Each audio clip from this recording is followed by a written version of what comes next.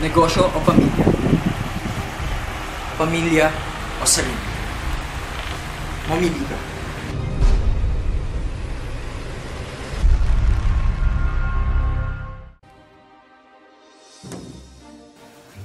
Magandang gabi po, Mama. Papa.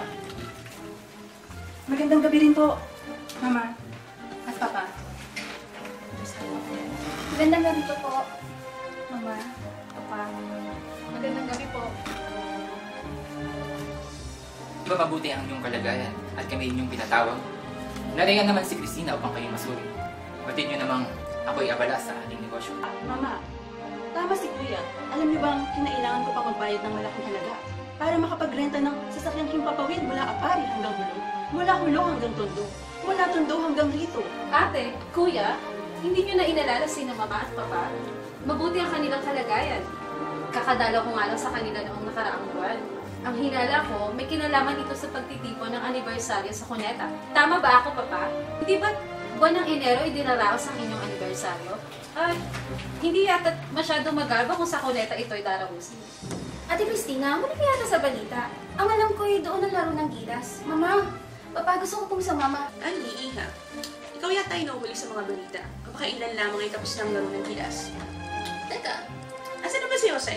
Pakitawag naman ang bunso natin. Papakinggan niyo ang sasabihin ng Mama. Ang alam ko po ay abala si Kuya Jose. Nabatid ko po na marami siyang kinakatagpo sa iba't ibang lugar at mga nakaraan. Ano ba ang akala niya? Ibang bansa na ang bahay natin? Ako na ang tatawag sa kanya. Kailangan niyang madisiplina.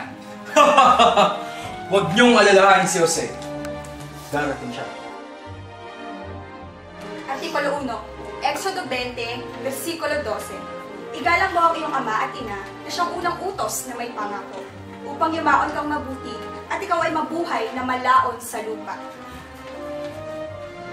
Papa, Mama, kung inyo pong mamarapatin, maaari po bang ako'y magpaalam na ako po'y may mga negosyong naiwan sa Makati? Gawin din ako, Papa.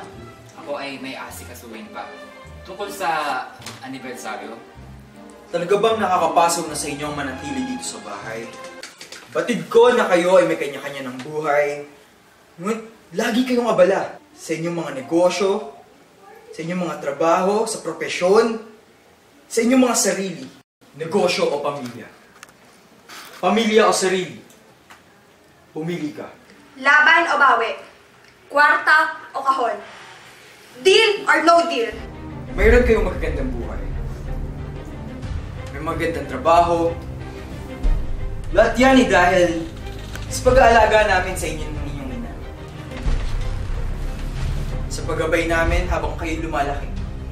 Kaya nais namin na ibalik kayo rito. Upang makita ninyo ang kahalagahan ng ating tahanan. Namin, bilang inyong mga magulang. At ng bawat isa. Wala na tayong panahon sa mga bagay na hindi nyo kayang pamilitan. Habang lumalaki kayo, huwag nyo sanang kalilimutan ng mga bagay na naging dahilan ng inyong pag-unlad at ng pag-abot ng inyong mga pangarap.